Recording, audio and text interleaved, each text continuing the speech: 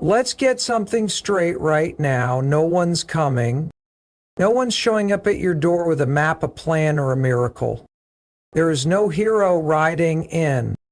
You are the hero. And the sooner you accept that truth, the sooner your life begins to change. This is your wake-up call. Radical ownership is the moment everything starts to change. It's not just a concept, it's a complete mindset shift. It's the decision, the quiet internal decision to stop blaming, stop waiting, and start taking full, unapologetic responsibility for your life. It's the understanding that where you are right now, emotionally, physically, financially, mentally, is not the fault of your parents, your partner, your boss, or the economy. It's on you, all of it. Now that might sting, it might feel unfair, it might even make you angry, but that's because it's powerful. Responsibility is power. When you stop placing your life in other people's hands, you take it back. You reclaim your direction. You stop living like a victim of your circumstances and start showing up like a leader in your own life. And no one needs to see it, applaud it, or approve of it. You don't take ownership to impress anyone. You take ownership because deep down, you're tired of living life on someone else's terms. See, most people wait. They wait for the perfect timing. They wait for more motivation. They wait until things get easier, until someone helps, until life becomes less stressful. But life isn't going to wait for you. There is no someday. There is no ideal condition where everything falls into place and you suddenly become the person you've always wanted to be. If you're waiting, you're stalling. If you're blaming, you're handing over control. You might not be able to change everything overnight, but you can change how you respond, how you think, how you act today. And that's where ownership begins, not in dramatic, life-altering decisions, but in the small, daily choices you make. It starts when you wake up and don't hit snooze, when you do the workout even though you're tired, when you speak up when it's uncomfortable, when you stop making excuses for why you're not where you want to be and start doing something about it. Even if it's messy, even if it's slow, even if it's hard. Ownership isn't sexy, it's not glamorous. It's gritty and real and requires courage every single day. Most people won't do this. Most people live in a loop of excuses and blame because it's easier to point the finger than look in the mirror. It's easier to say, I can't because of them, than to ask, what can I do differently? But if you want a different life, you've got to be different. You've got to think differently. You've got to drop the story you've been telling yourself about why things aren't working out and start writing a new one. And that story begins with you taking the pen back. You write your next chapter with action, not pity. You don't need anyone else to validate your struggle. You need to validate your ability to rise above it. You need to trust that you are capable of handling more than you think, and the truth is, you are. But you'll never know what's inside you until you stop outsourcing your power. When you start taking radical ownership, something shifts. You stop saying, why is this happening to me? And start saying, what can I learn from this? You stop waiting for motivation and start using discipline.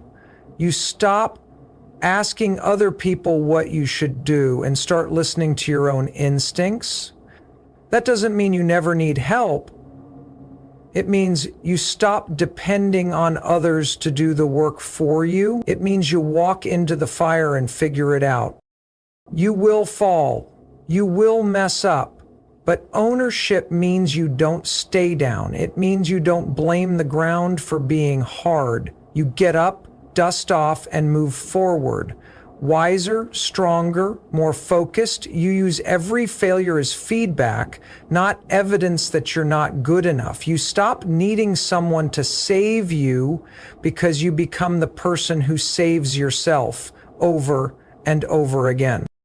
And the beautiful part, once you get this, once you internalize it, you realize you are never truly stuck, no matter how bad it's been, no matter who walked away, what broke, or how far behind you feel. If you have the courage to take ownership, you have the power to rebuild, to reset, to rise.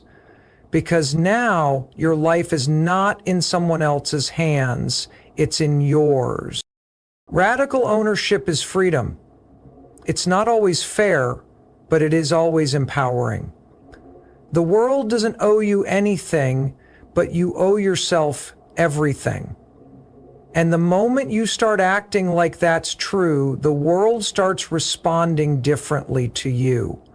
The moment you own your time, your energy, your mindset, your outcomes, you become unstoppable.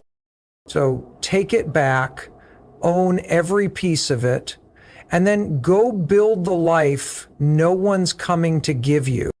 Stop waiting. That's the message. Stop waiting for someone to show up and fix it. Stop waiting for the perfect moment. Stop waiting for someone to believe in you more than you believe in yourself. If you're going to grow, if you're going to evolve, if you're going to build a life you're proud of, you have to learn how to depend on yourself fully, fiercely, without apology. The idea that someone is going to come along and rescue you is one of the biggest lies we've been sold. It sounds nice, doesn't it? That if you just wait long enough, someone will notice your potential. Someone will offer you the opportunity. Someone will fix what's broken, lift you out of the pain, or carry you to success. But it doesn't work like that. It never has.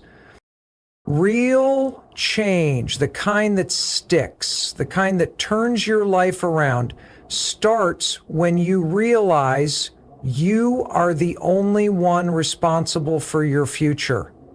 And that's not a depressing thought. That's not something to feel hopeless about. That's power. That's freedom. Because once you accept that no one's coming to save you, you stop waiting and you start building. When you rely on others to save you, you give away your control. You give away your decision making. You give away your timeline. You give away your energy. And worst of all, you delay your growth. Because you think someone else has the answers, or someone else knows better, or someone else will make the first move for you. But let me be clear, self-reliance doesn't mean doing everything alone. It means refusing to be passive about your life. It means you stop outsourcing your success. You stop blaming other people, your past, your circumstances, or the economy. You take full radical ownership of where you are and where you're going. And look, that's not always easy. In fact, it's hard. It's easier to blame. It's easier to wait. It's easier to point fingers and say, if only they helped me, or if only I had more support, or if only things were different. But the truth is, nothing changes until you do. Nothing moves until you do. And nobody can want your growth more than you do. You have to train yourself to become the kind of person who figures it out, who doesn't crumble when things go wrong, who doesn't wait for the stars to align before taking action, who says, even if no one believes in me right now, I'm going to keep showing up. Even if no one is cheering me on, I'm going to keep moving forward. That's what it means to be self-reliant. You build your own fire. You stop waiting for the spark from someone else. You become your own coach, your own motivator, your own safety net, your own source of strength. And over time, that self-reliance becomes your edge. Because when you stop needing other people to push you, you become unstoppable. You don't rely on motivation that fades, You rely on commitment. You don't rely on inspiration that comes and goes. You rely on intention. You don't rely on someone else's validation. You rely on your own truth. So if you're in a place right now where you're stuck, frustrated, or tired of waiting for things to change, take a breath. Take a hard look at yourself. Ask, what am I still waiting for? Who am I expecting to save me? What am I pretending I don't have control over? Then let it go. Let go of the waiting, let go of the excuses, let go of the fantasy that someone will come and magically turn your life around, because the person who's going to do that is already here. It's you. You are more capable than you give yourself credit for. You have more power than you've tapped into, but that power won't activate until you stop giving it away. You have to decide, this is my life, and I'm going to be the one who shapes it. It starts with small things. Waking up early, keeping promises to yourself, showing up when it's inconvenient, doing the hard thing when no one's watching. Bit by bit, you build trust in yourself. You build momentum. You build identity, not as someone who needs rescuing, but as someone who rescues themselves every single day. No, you won't have all the answers. Yes, you'll make mistakes, but that's part of the journey. That's how growth happens. And once you embrace the mindset of self-reliance, everything shifts. You become the kind of person who doesn't flinch at challenges. You become the kind of person who says, I've got this, not because it's easy, but because it's yours to figure out. That's how you rise. That's how you grow. That's how you take back your life. By realizing no one's coming and choosing to show up anyway. Discomfort is not the enemy, it's the gatekeeper of everything you say you want. Growth isn't supposed to feel easy or smooth, it's supposed to challenge you. Yet most people run from discomfort like it's a warning sign. They feel resistance, they feel fear, they feel awkward, and they interpret those feelings as a reason to stop. But those emotions, they're not red lights, they're green lights.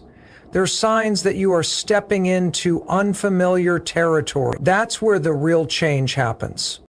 The truth is, every major transformation, physical, mental, emotional, or financial, comes with a heavy dose of discomfort.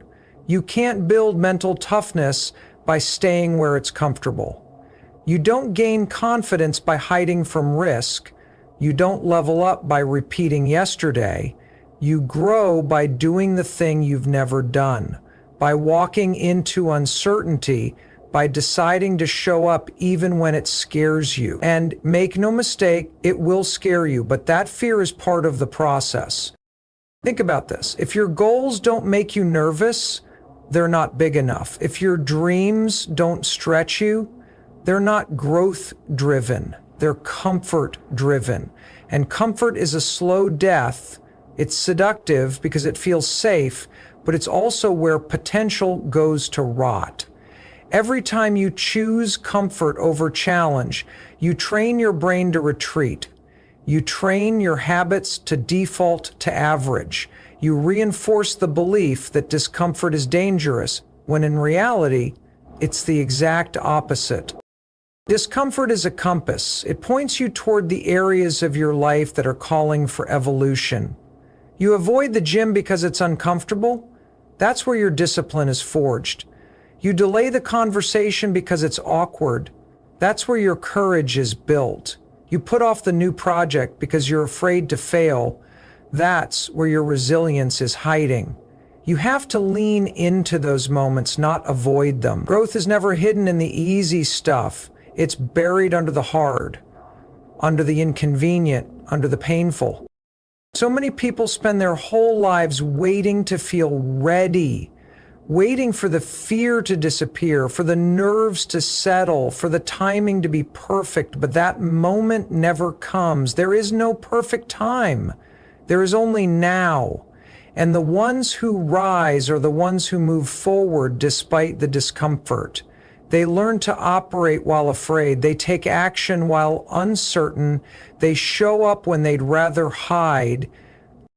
This is a skill. You don't wake up one day magically immune to fear. You develop grit by facing hard things on purpose. Every day you push yourself just a little further. You expand what you're capable of. You grow by exposure. Just like a muscle tears before it rebuilds stronger, you have to stretch your limits until they redefine what's possible.